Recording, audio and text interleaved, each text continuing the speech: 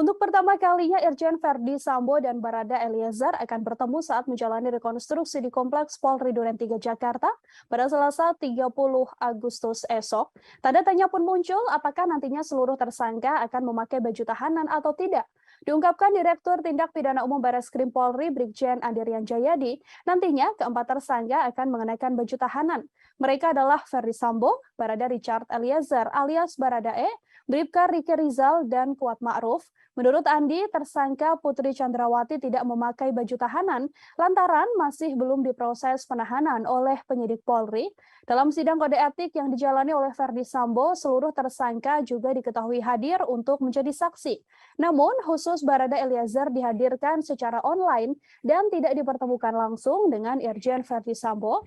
Baradae sempat menyampaikan permohonan untuk tidak dipertemukan dengan Verdi Sambo saat mantan Kadif Propam Polri menjalani pemeriksaan oleh tim sus. Publik pun menduga Baradae nantinya tak akan all out menyampaikan informasi apabila harus dihadapkan dengan atasannya Irjen Verdi Sambo.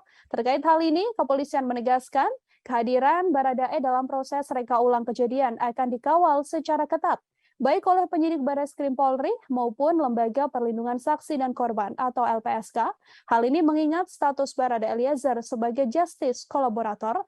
Dengan pengawalan ketat, potensi adanya tindakan yang tidak diinginkan terhadap Baradae sangatlah kecil.